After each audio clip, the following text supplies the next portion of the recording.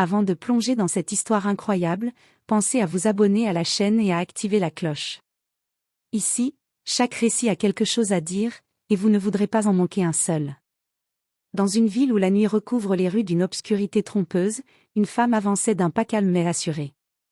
Son visage reflétait à la fois la sérénité et l'autorité, héritage de sa carrière de capitaine de police, aujourd'hui en repos. Sans qu'elle s'y attende, deux policiers, méfiants et mal informés, surgirent de l'ombre. Leurs regards scrutaient chaque mouvement, chaque geste, persuadés d'avoir affaire à une voleuse.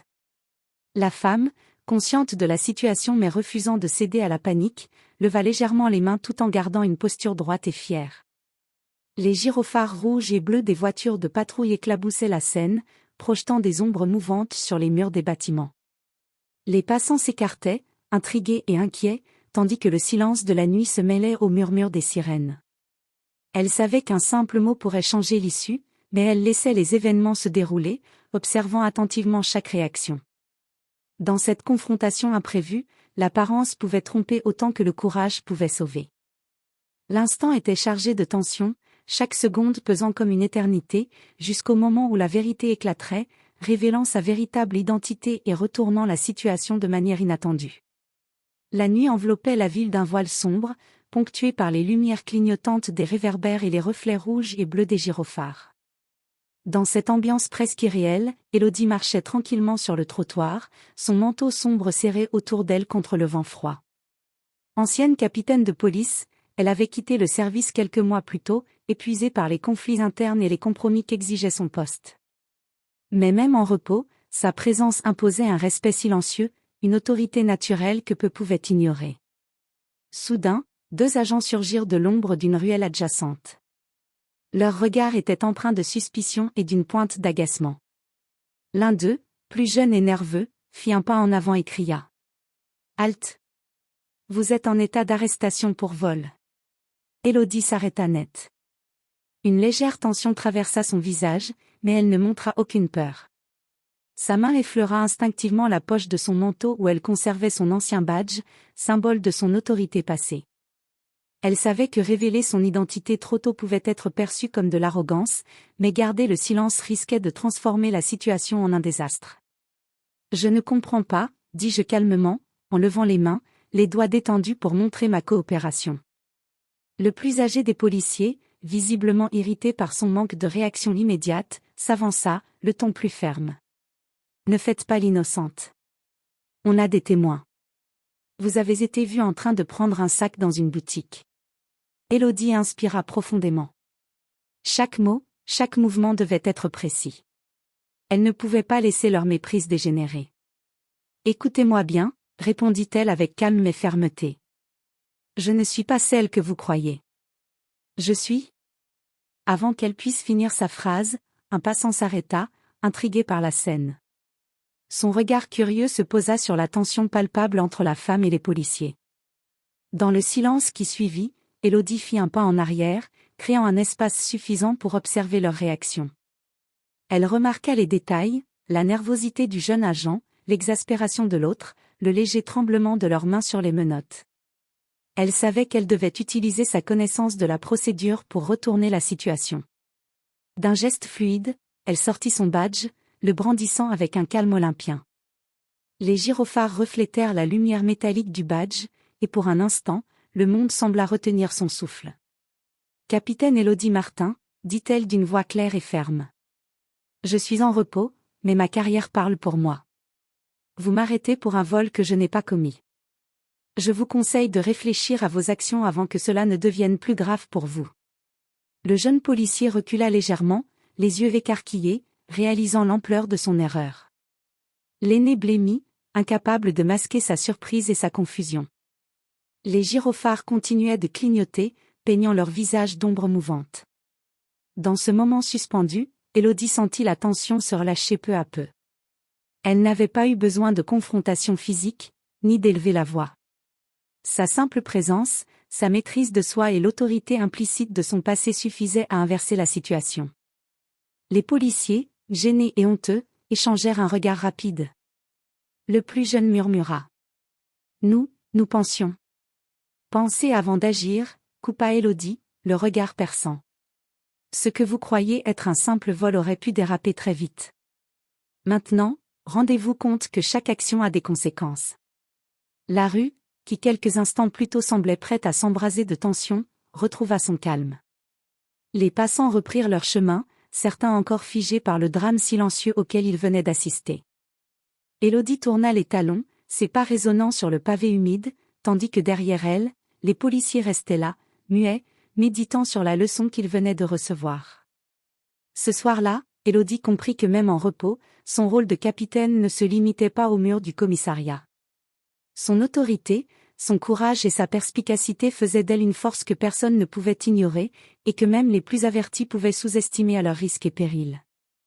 Le lendemain matin, la ville semblait paisible, mais pour Élodie, la tranquillité n'était qu'illusoire. L'incident de la veille avait laissé des traces invisibles, regards curieux dans la rue, chuchotements dans les cafés, et surtout une sensation persistante que quelqu'un tirait les ficelles dans l'ombre.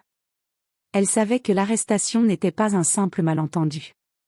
Trop de maladresse, trop de témoins, et la rapidité avec laquelle les policiers avaient agi suggérait autre chose. De retour chez elle, dans son appartement sobre mais élégant, Élodie alluma son ordinateur et commença à analyser les rapports de police, les horaires des patrouilles, et les enregistrements vidéo disponibles dans la zone où elle avait été arrêtée. Chaque détail comptait, l'angle des caméras, la direction des agents, le temps exact de l'événement. Son instinct, affûté par des années d'expérience sur le terrain, lui murmurait que quelqu'un voulait la provoquer. Pendant ce temps, dans le commissariat, les deux policiers impliqués faisaient face à une réunion disciplinaire. L'aîné essayait de justifier l'action, balbutiant des explications confuses, tandis que le plus jeune semblait rongé par la culpabilité. Mais derrière la façade officielle, une tension plus grande se préparait, certains officiers, mécontents de la réputation et du charisme d'Élodie, avaient peut-être orchestré ce piège. Élodie ne tarda pas à remarquer des anomalies dans le comportement de ses anciens collègues. Des regards furtifs, des conversations interrompues lorsqu'elle passait à proximité, et des documents étrangement absents de certains dossiers. Elle comprit que son arrestation n'était qu'un test, peut-être même une intimidation déguisée. Déterminée à découvrir la vérité, elle décida de reprendre discrètement contact avec d'anciens alliés au sein de la police. Ceux qui respectaient son intégrité et sa compétence. Ensemble, ils mirent en place un plan pour observer et analyser les mouvements suspects, enregistrer les conversations et suivre les indices laissés par ceux qui pensaient pouvoir la manipuler. L'enquête la mena à découvrir que derrière ce simple incident se cachait un réseau de rivalités et de petits complots, alimentés par jalousie, ambition et désir de contrôle. Mais Élodie ne voulait pas se contenter de simplement se défendre, elle voulait exposer la vérité, montrer que l'autorité ne pouvait être usurpée par la peur ou la manipulation. Le soir, alors qu'elle s'asseyait à son bureau, les lumières de la ville scintillant au loin, Élodie sentit la montée d'une détermination nouvelle.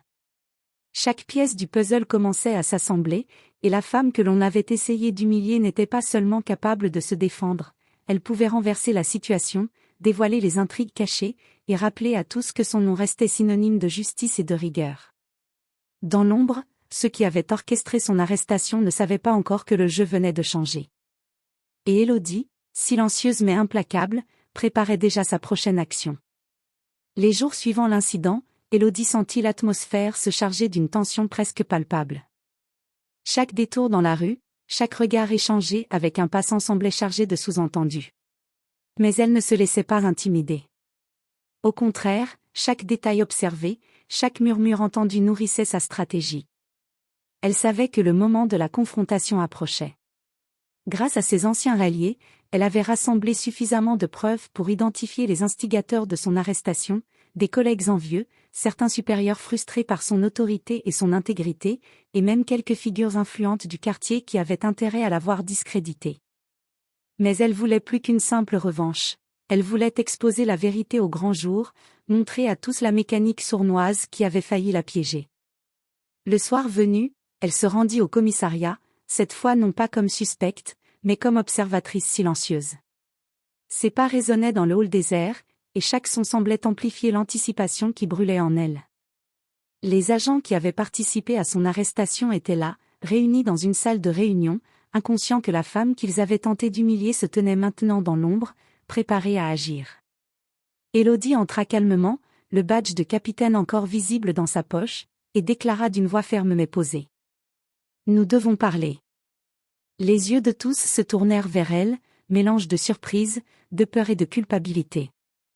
Le silence pesait, chaque seconde semblant durer une éternité. Élodie, sans élever la voix, déroula les faits, les preuves, les vidéos, les témoignages. Elle montra comment chaque action, chaque décision avait été manipulée pour la piéger. Elle n'accusait pas seulement, elle révélait la mécanique entière de la trahison et de la jalousie. Certains essayaient de se défendre, bafouillant des excuses, mais la force tranquille et l'autorité d'Élodie rendaient chaque tentative pathétique. Elle ne voulait pas humilier, elle voulait corriger, éclairer et rétablir la justice. La vérité éclata comme un éclair dans la pièce, la femme arrêtée n'était pas une criminelle, mais un symbole d'intégrité et de perspicacité que personne ne pouvait ignorer. À la fin de la confrontation, plusieurs agents baissèrent la tête, reconnaissant leurs erreurs et l'incompétence de ceux qui avaient orchestré le piège. D'autres, plus orgueilleux, quittèrent silencieusement la salle, incapables d'affronter la force de caractère d'Élodie. Quand elle sortit du commissariat, la nuit était tombée. Les lumières de la ville brillaient comme un rappel que même dans l'obscurité, la vérité pouvait illuminer le chemin. Élodie marcha lentement, consciente que cette victoire n'était que le début. La justice, la vraie, nécessitait vigilance et courage continu. Mais ce soir-là, elle savait qu'elle avait rappelé à tous que l'autorité, la compétence et l'intégrité ne pouvaient jamais être bafouées impunément. Et dans son cœur, un nouveau feu brûlait, celui de protéger, d'inspirer et de veiller, même en dehors du service actif, que la justice trouve toujours son chemin. Les jours suivant la confrontation, la ville semblait respirer un peu plus librement. Les policiers responsables de la mise en scène avaient été rappelés à l'ordre par leurs supérieurs, et certains d'entre eux avaient même été réaffectés à des postes moins sensibles. L'effet dissuasif de l'intervention d'Élodie se faisait sentir, la peur de l'injustice avait changé de camp. Élodie, elle, ne cherchait pas la gloire ni la reconnaissance. Elle continua à vivre sa vie avec discrétion, tout en restant attentive à ce qui se passait autour d'elle. Mais le piège qu'on lui avait tendu avait révélé quelque chose de plus profond, même en dehors des fonctions officielles, son rôle de capitaine de police ne se limitait pas à un badge ou à un uniforme. Son influence et sa capacité à inspirer la justice dépassaient largement les murs du commissariat. Un soir, alors qu'elle marchait dans le parc éclairé par la lune, elle croisa le jeune policier qui avait participé à son arrestation. Il baissa les yeux, visiblement honteux. Élodie, avec calme et bienveillance, s'approcha et dit : « Chaque erreur est une chance d'apprendre. N'oublie jamais que la justice ne se mesure pas à la peur qu'on inspire, mais à l'intégrité qu'on défend. » Ces mots, simples mais puissants, laissèrent une empreinte durable. Le jeune agent hocha la tête, comprenant enfin la leçon qu'il avait refusé de voir auparavant. Dans les semaines qui suivirent, Élodie continua d'observer, d'intervenir subtilement lorsque la situation l'exigeait, et de soutenir ceux qui œuvraient pour le bien. Sa réputation de capitaine intègre, même en repos, devint un exemple pour la nouvelle génération de policiers. Un soir, en regardant les lumières de la ville depuis son balcon, Élodie sourit. L'incident qui aurait pu la briser l'avait au contraire renforcée. Elle comprit que le véritable pouvoir ne réside pas dans l'autorité officielle, mais dans la persévérance, la clairvoyance et le courage de rester fidèle à ses principes. Et alors que la ville s'endormait paisiblement, Élodie savait qu'elle continuerait à veiller, silencieuse mais toujours présente, prête à intervenir lorsque l'injustice se manifesterait à nouveau. Car la justice, comme la lumière, trouve toujours son chemin, même dans les ténèbres les plus profondes.